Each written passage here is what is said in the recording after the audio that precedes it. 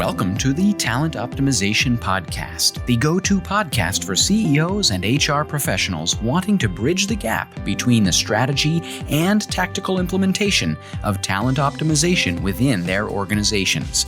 Through interviews, Predictive Index, and personal experience, your host, Tracy Shirk, helps you discover the facets of talent optimization from both a CEO and HR perspective to truly create the dream team for your organization. Are you ready? Let's get started. Welcome, everyone, back to another episode of Talent Optimization. And guess what we get to do today? Today, we have the opportunity of onboarding and orientating staff the way they want to be onboarded and orientated. I know this is such exciting stuff, isn't it? And with me today is Kristen Robertson, and Kristen is one of the leaders at Predictive Index. But why I'm so darn excited to have Kristen on the show is she has been through really, really bad onboarding experiences. And guess what? If you've never been through a bad onboarding experience, let's just count yourself lucky. So Kristen, welcome. Thank you so much. And whoever hasn't had a bad onboarding experience, I want to meet you. I don't know who you are, but wow, that's an anomaly, unfortunately. But yes, thank you so much for having me. I'm really excited to be here. Thank you. So what's onboarding and why is it important? Oh, where to begin? Well, onboarding, we at the Predictive Index look at onboarding as really integrating your new people to your culture, to your company, and really just starting them off on the right foot. And it's so important because that's your first impression with people, that you're introducing them to a company, that whether they're fresh out of school or they're leaving one job to come to your company, and you want to make a really great first impression. And that first impression can make it or break if that person stays with you long term. So it is so incredibly important. Right. And, the thing with onboarding is, I think so often onboarding and orientation get really confused because they are not the same thing. And you have a really fun term called pre-boarding. Do you want to tell us what pre-boarding is and how this is all a part of the onboarding process, but it's different? Yes, for sure. Yeah, we think of pre-boarding as all of the things you do before somebody walks in the door. So of course, in COVID world, maybe you're not bringing people into a physical office, but it's all the things that you want to do to really set that person up for success before their first day happens. So for instance, pre-boarding for us means, okay, they've signed their offer letter and now they're officially an employee. So what do we do to make them feel like they're part of that culture, they're part of that company, they have that warm welcome before they even walk in the door? So we'll do things like create project management boards for our hiring managers and for teams and ask them to do things like, reach out to the person, say, welcome, introduce yourself if you haven't met them in the interview process yet. Make sure that you get all of their technology, the things that they'll need to kind of start off on the right foot, squared away before they start, right? You want to have it prepared for them before they get through the door. You want to make sure that you're setting meetings up on their calendar for them because, of course, they're not going to know who to meet with or who to talk to when they first start. So kind of making sure that you put some things on their calendar so they feel like they have a good sense of what to do before they start. And those are all things, of course, that will make sense to them once they actually start physically or remotely with you, but it will just make that experience so much better. And really, I guess the biggest thing to keep in mind is being intentional about it. You're intentionally bringing this person into your culture and into your business. So finding ways that you can accomplish that before they even get through the door in that pre-boarding process is really important in making that great first impression. Awesome.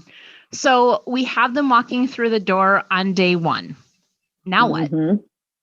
Yeah, now what? So that's really where the onboarding begins. So, and you made a great point. A lot of people kind of confuse onboarding is the same as orientation, and they might be for your company, but we look at them really differently. Onboarding is more of the long-term, your newness, you're a new employee for an onboarding period. And then on day one, we really like to have orientation begin day one.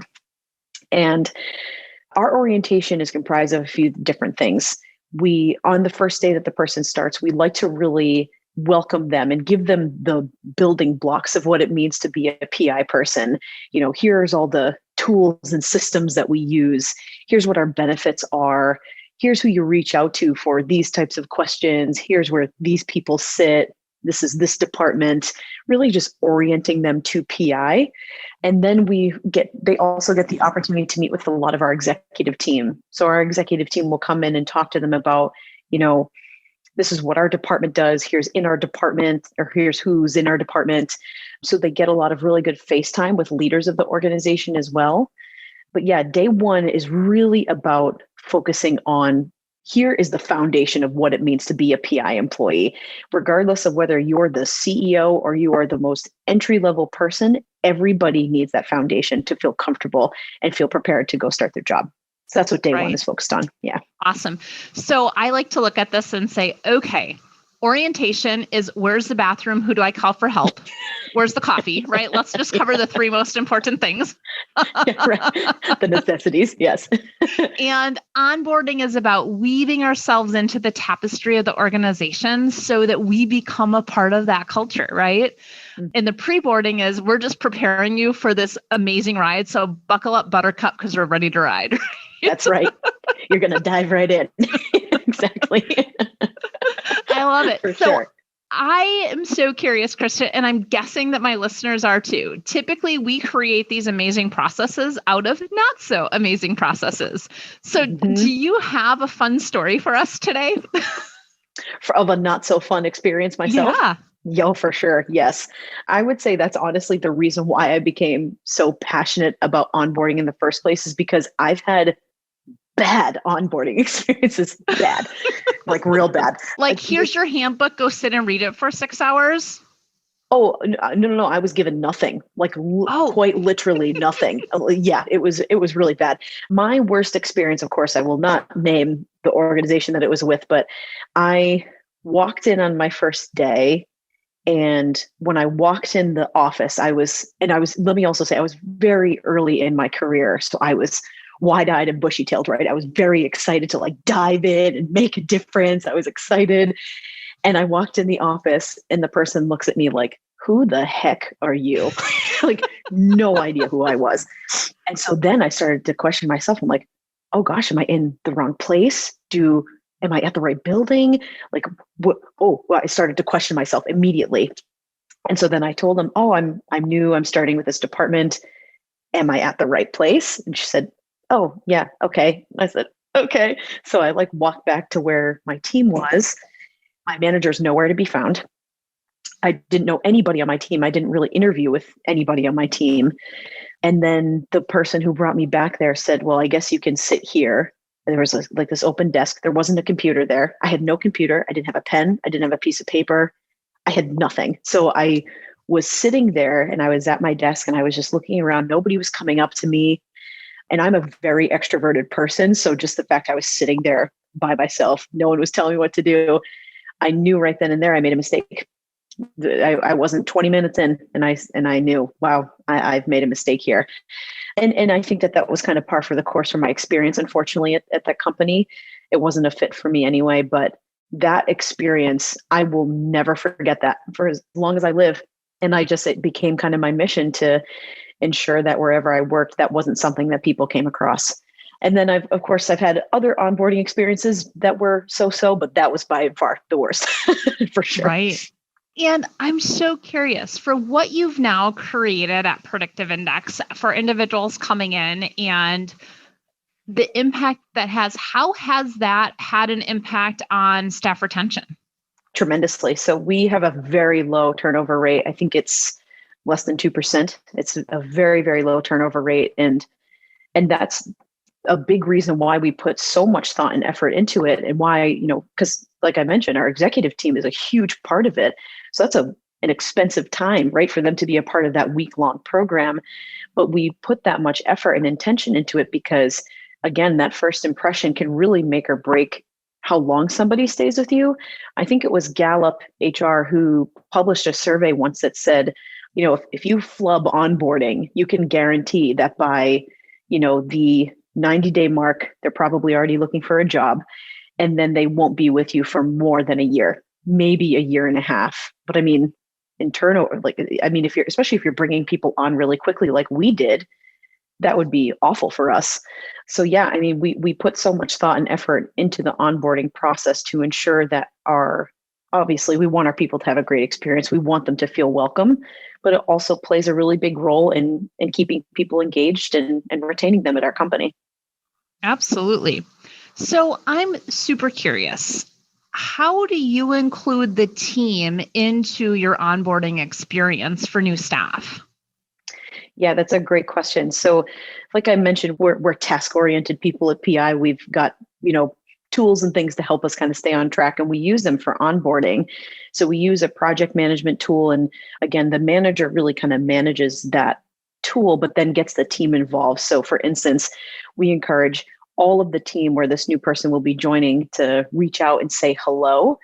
But we also make sure to do it in a way that they want to be communicated with. So of course, with using the predictive index, we drink our own champagne, we use our own assessments, and we really like to follow the platinum rule. The golden rule is treat others how you want to be treated. The platinum rule is treat them how they want to be treated. Right. So in using assessments, you really understand, how does this person want to be introduced to people? How do they want to be communicated with? What are their preferred work styles? So for instance, somebody who's not like me, so maybe they're a little more introverted, I wouldn't then send the whole team out and shoot them a phone call or, have them all bombard them with messages like one after the other, because that could be a lot to someone. It would be great for me, but that doesn't mean it's great for everyone. But we really do get the team involved and make sure that they reach out and connect with this new person in a way that works for them, because that's really important too, in making that great first connection, impression and connection. We're all remote right now, but we typically would have the team set up a lunch, like a welcome lunch with the new hire. I think some teams still do it remotely, or they do like a remote happy hour or something and get the whole team together.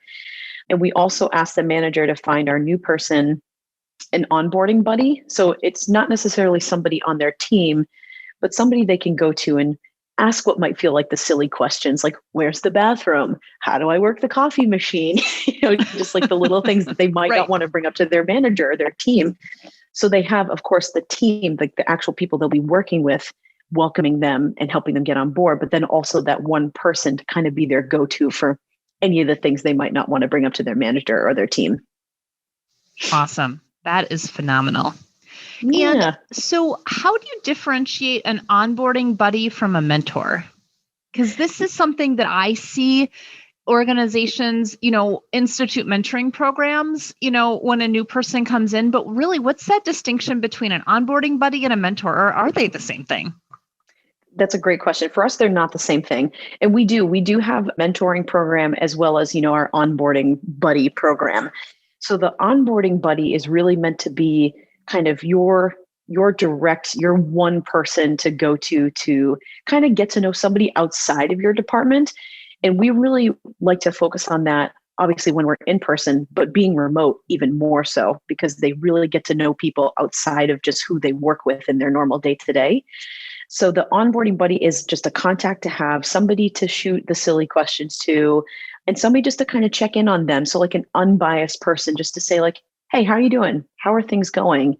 Our people operations team will also check in with the new hire, but having that kind of that third party person just simply like, hey, I know you're new. I've been here for a little bit. Let me help you. I think that takes the edge off a little bit. And then our mentoring program is really for people who want to work with and partner with a senior leader at the organization to help them shape their career and kind of help them kind of craft their career path and their career plan, along, of course, with their manager. But the mentor is typically somebody not within their department, typically somebody outside of the department. So kind of the same thing from where they are in relation to your own department. But the mentorship is really focused on the career development piece. And the onboarding buddy is simply like, hey, I can be your life raft for a little while. And we all need a life raft from time to time, for Absolutely. Sure. So you've touched a bit on, the platinum rule of treat others the way they want to be treated, onboarding individuals the way they want to be, onboarded. And I think for a lot of our listeners, this may be a brand new concept. And with that, we do have an easy button. Yes, it is one of the predictive index tools called the behavioral assessment that tells you all those things. But when we look at onboarding somebody the way that they want to be onboarded based on their behaviors, what are some examples of how you differentiate an onboarding based on, let's say, an introverted person versus an extroverted person? Yeah, for sure. So for instance, for somebody like yourself, Tracy, I would probably on your onboarding board, so that all of our new hires also get kind of a project management board. So they feel like they have something to do and like sink their teeth in when they first get there. Yeah. So for someone like you, or I know you're more extroverted, you're more proactive, a go-getter, I would encourage you like, hey, here are some people you need to meet. Why don't you go set up a meeting with them? So I would put that on your board, set up meeting with so-and-so to talk about these things. For somebody who's not like that, maybe they're a little bit more analytical, a little bit more introspective, like you said, I would say, hey, you know what? We're going to set up this meeting to talk to this person about these things and have a very detailed agenda so they know what to expect out of the conversation, maybe some questions to ask. So I think for those types of people, again, you want to look at how they want to connect to people. So are they someone that can walk into a room and just start a conversation with somebody, or do they need a little bit more time to get to know someone? That'll really play a big role into how we schedule meetings for new hires when they join us. Also, again, setting an agenda is really important. I'm a low formality person. I don't need a ton of detail to go hop into a meeting and feel comfortable, but some people do. So for somebody like me, I don't need an agenda, but for somebody who's higher formality, needs detail, wants to know the process, we encourage managers and teams to say, put a very specific agenda in the meeting invite so they know what's going to be covered, what to expect. And then also for people who really are more introverted folks who really like to kind of process things and think things over rather than talking them out in a room, giving them time to be able to do that. So for someone like me, again, or someone like you, we could probably go from meeting to meeting to meeting and be totally fine. We get our energy in being around, others, learning and talking through others.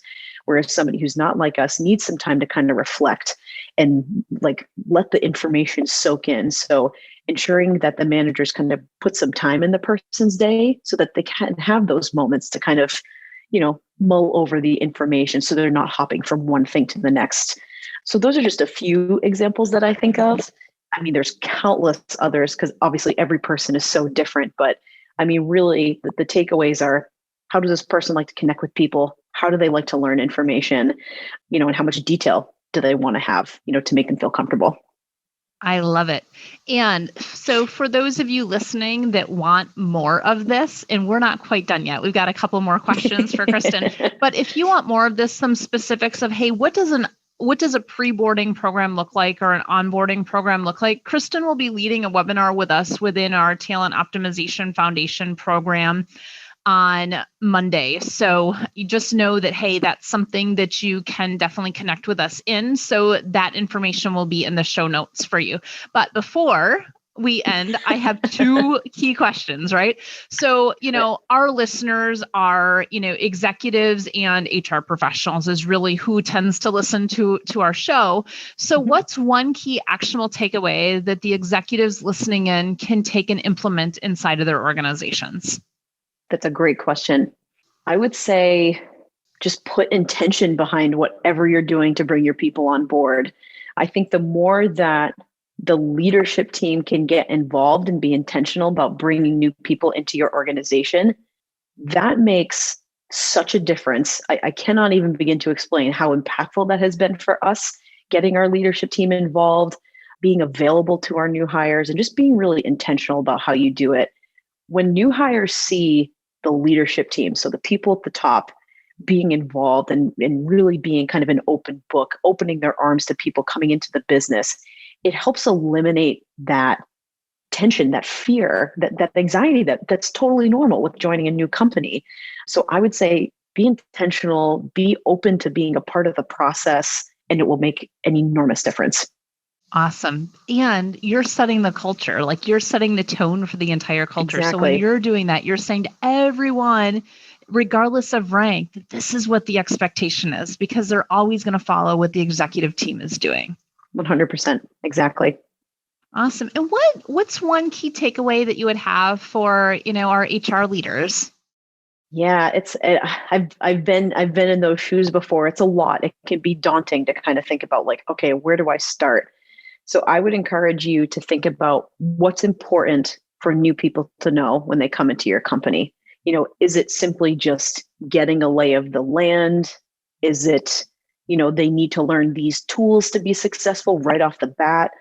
I would say that, like, think about what's really important to your company and what's going to be important for people to have under their belt, so that way, after the orientation period, after, they kind of have those first few days, that first week, couple weeks, after they get that information, they can confidently go start their job because they have that foundational information. So I think whatever that looks like to you and your company, make sure you incorporate that into your onboarding. That's fantastic. So it's not just here you go, have fun. We're very intentional with how we're doing it so that they can be successful. And I think that the other thing is ensuring that when you're laying that out for the employee, you're also laying that out for the manager and the team so that they feel like they have a guidebook that they can follow. Yeah. That's, people look to HR for a lot of stuff, which is, of course, right? Like, we're the therapists, we're, the relationship builders, all of the things. The marriage counselors, Exactly. The sticky things that happen in companies. And, so there's a huge opportunity to really start people off on the right foot with a great onboarding program. So I think as much intention, again, it comes down to intention, as much thought, pre-planning that you can do, you'll set your people up for success for sure. Fantastic. Well, Kristen, thank you so much for being with us today. And if you want some more of Kristen and learning more about, hey, how do we really walk through this in a step-by-step way, please join us on Monday. And again, you can find that in the show notes as to how to find those additional webinars. So thanks so much and have a great rest of your day. Thank you. Thank you for joining us on this episode of the Talent Optimization Podcast. You'll find more tools and resources for CEOs and HR professionals looking to bridge the strategies versus implementation gap of talent optimization at elevatedtalentconsulting.com. We've also created a free, valuable resource for you to begin bridging the gap called the Talent Optimization Foundation Membership Program. You can access it for free at elevatedtalentconsulting.com/foundation. Be sure to tune in next week for another episode to learn more about talent optimization and creating a dream team for your organization.